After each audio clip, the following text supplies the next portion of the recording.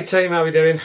So I'm going to give you my top 5 reasons why the art of saying no is so critical to your business. Saying no will lead to much more success in business than saying yes all the time. But a key point in that is you need to work with transparency. When no becomes a word that you use as a leader, you need to give your people the ability to understand your decisions. So transparency goes hand in hand with no's, in my opinion, if you're going to bring the best out of your business. But one of those reasons will be how you do it. So point number 1, don't be suckered in by the desire to be a hero.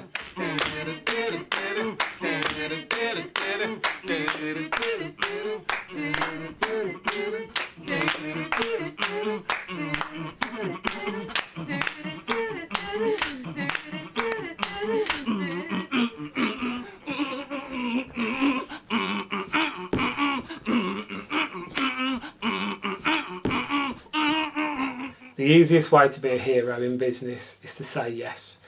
If you're a leader, if you're an owner, if you're a manager, the people that, I don't like saying the word sit below you because I'm fairly liberal in the way I view management structures, but those people that have to come to you for approval, you can determine the success, the happiness, the satisfaction they get for not only their job, but actually their happiness on a day-to-day basis, because they're going to spend 8-9 hours a day with you, in some scenarios 10 or 12. The quickest way to make them like you, and this is what I mean by don't be suckered in by the desire to be a hero, is to say yes to whatever they want. It comes back to that short-term thinking. To deliver yeses all the time wins in the short term, but it does not help you in the long term. And actually, if you consider the decisions you make and you think about the ramifications of any answers you give, I keep saying it, yes is the easiest answer to give. It takes no thought, because you're giving the person on the receiving end of the decision the answer they were ultimately hoping for.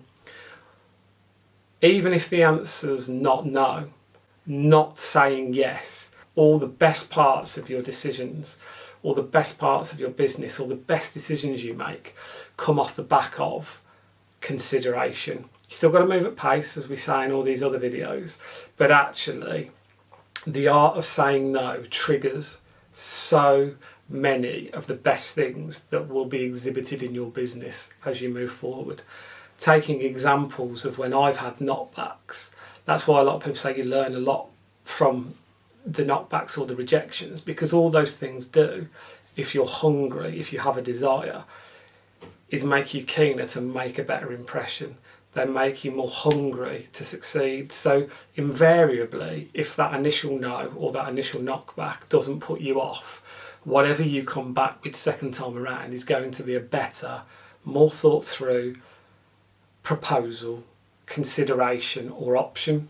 Whereas if every time someone comes to you, they just say yes, actually you're not helping them grow. You're not really challenging yourself. You're not giving due consideration to decisions. So this isn't to be confused with let's just go around saying no to everything, because that's not how companies, economies, people grow.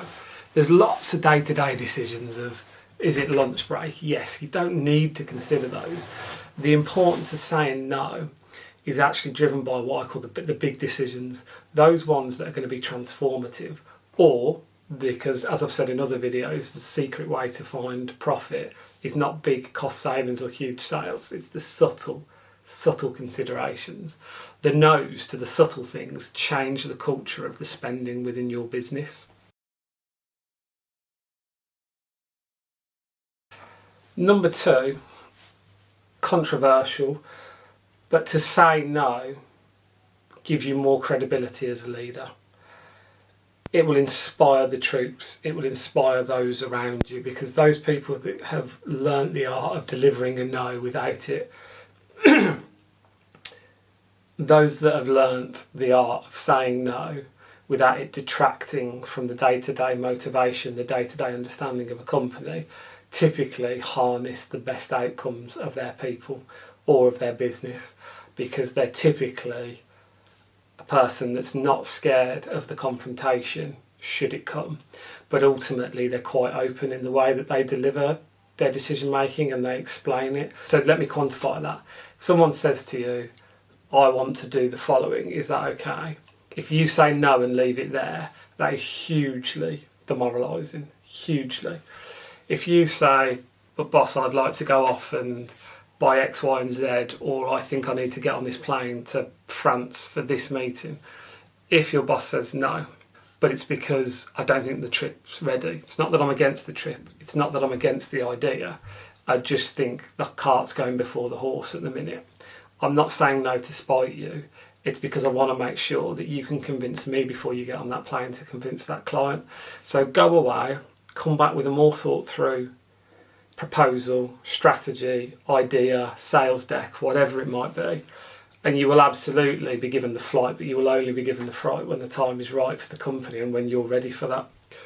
That is a much more impactful answer than use the example the other way. Can I get on the flight to go to France for this sales meeting? Yeah, of course you can.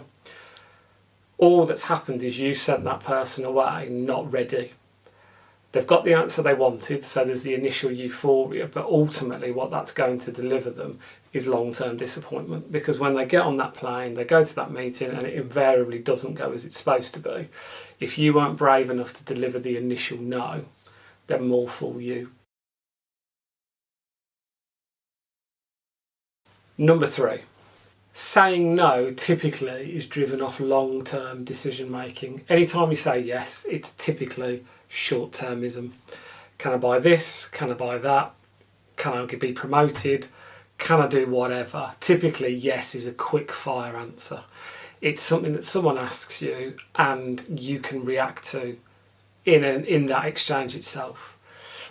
To say no is to consider and come back with a considered response. No's mean there is a long-term thought process or some form of strategic thought process gone into the decision, because nobody likes to say no. So if you're saying no, particularly in business, because they're big decisions, the no is because you can't afford it. It doesn't align with the vision, it doesn't align with the strategy, it doesn't align with whatever your belief system might be as the decision maker. Again, we come back to the point earlier in the video, that's why the transparency is key. Because when you deliver a no, you have to deliver the reason why it is a no. Because if you deliver no's without explaining, that's very quickly how you lose people. Very quickly how people become disillusioned. But when you get them to understand it, that's how they respect you. That is how they follow you into the breach every time, because they know you're going to make whatever the right decision is for them or the company. But they'll always understand it. So no, as far as I'm concerned, is one of the most critical words you can know as a manager if you're going to implement a long-term strategy. Point number 4, no is the secret to finding the profit that you didn't know about. So if you've watched one of my other videos, no cost being too trivial is the secret art to finding profit. That goes hand in hand with no, and hopefully as you watch more of my videos, you'll see that a lot of the decisions I make and a lot of the statements I make to you are symbiotic. Videos in isolation hopefully are very useful, but if you take the sum of the parts of the things I'm trying to explain, they actually make up the full decision-making process of an entrepreneur, a leader, a manager, whatever you might be, those of you watching this video. But no is the trigger to profit, because actually, obviously no stops someone spending. If you have purchase order systems in your business, if you don't, there's not many businesses I've come across where there isn't a delegated authority of who can sign off to a certain level. I.e., what can I spend without needing approval from the person above me in line management? And if you are self-employed or if you're a business of a handful of people, typically they're a lot more autonomous and a lot more free-spirited. Don't kid yourself that there isn't a need for that approval. Even if it's just yourself, you need to consider your spends as much as you would if you were a big organisation. So again, why is no important? No isn't just important because it stops that transaction. What no does is create a culture where there is a desire, there is a thirst to find best value, the most cost-effective solution. If people come to you with a purchase order knowing the answer is going to be yes, what is their incentive for going out and making sure that they have found the most cost-effective solution to their problem? There isn't one.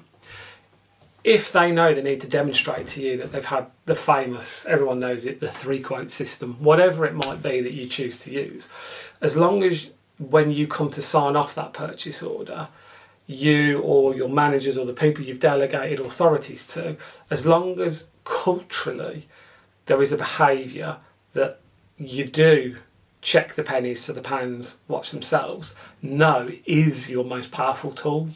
Comes back to the points 1, 2 and 3. Yes is being the hero, whereas no is the long-term strategic thinker. And they do all link. That no is a big part of your long-term objective when it comes to saving money. Although it saved you money in that instant, what you've done is planted the seed culturally that they need to, as a habit, find the most competitive quotes. And that person, if they're also the sign-off for someone else, they'll exhibit the behaviours you show as a leader.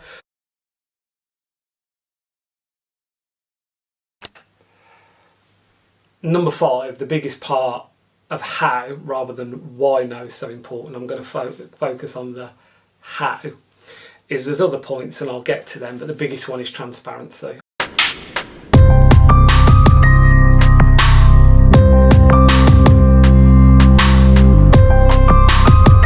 I mentioned it at the start of the video, transparency is critical when you're going to make the choice to give the big no's. Because if you have watched my videos, hopefully I come across in the manner I am in the workplace, in that maybe I do have some insightful views, but I'm very open, very liberal, very accepting and very autonomous in the style I like to manage people. But with that, the quid pro quo is I expect them to expect me to make the big calls, but I will never make the big call without explaining it. And it doesn't all have to be the big, famous words, strategic stuff. It can be things like I've given examples earlier, the flight to France.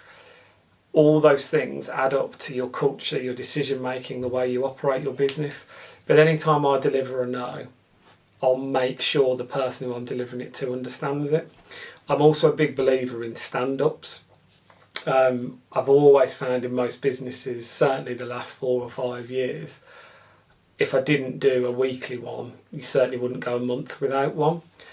And a lot of the time I explain what's going on in the business, but a huge amount of the time I tend to focus on explaining the decisions we've made, because in big organisations particularly, or even ones of 10 or 15 staff, if you don't have a day-to-day connection with all of the staff or the people in your company, it's very hard for them to understand the decision making at times. And I keep coming back to it. If you're a company that delivers lots of yeses, you find that there isn't normally the need to explain your decision making, because more often than not you've followed the path they wanted you to, even if it's at the detriment of the company. It comes back to the hero point. Actually, when you stand up and go, this is what we did, this is why we did it. And an example I can give you is, and it seems like a very small no, there was a need for some of our employees to all have new chairs, or they felt there was a need. If chairs were broken, you have to replace them. It wasn't. They essentially thought that they were getting a bit old, the wheels weren't working, and we were talking about £2,500 to replace the chairs for a certain number of people.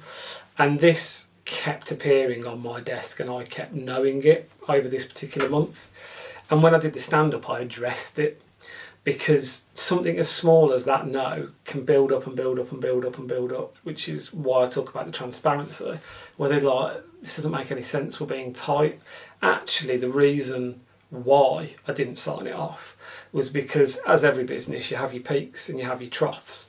And my view was always try and avoid non-essential spend during your troughs, because everyone who runs a business knows you've got to manage the cash flow. If it was critical for their well-being, of course you have to take the view on it, you have to be sensible, but where it's a preferable purchase rather than a necessity, just explain to people. That's the difference between you getting paid this month and not getting paid. If you were me, would you spend £2,500 on a chair to replace a chair that currently works? Everyone in the company understood no.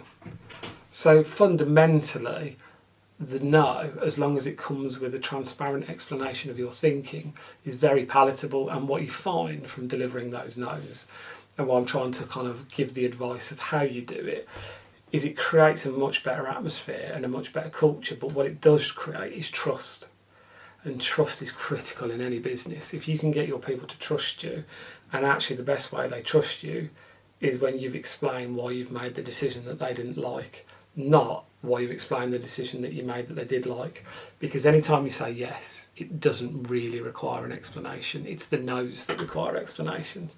So saying no and backing it up with justified reasons means in the future you have to say less no's, because people will consider it before they ask. So that's it for today. Seems like a very obscure video, but I think a bit like the feedback I've had on the Go on 70%, there's things that I've learned along the way where as a manager, as a leader or as an entrepreneur, it's very easy to trip yourself up by making the quick and easy decisions. Actually, the bravest decisions are no, or go on 70% because we're not at 100% and we'll work the rest out and come back to it. That's the difference between the decision makers, the entrepreneurs, and the successes and the failures. It's not being afraid to be wrong. It's not afraid to say no. That, in my learning, has always been the kind of key differentiator. And giving the unpopular answers, that's where the most success is found. So that's it for today. Please like, please subscribe, but actually take care of yourself. Thanks a lot.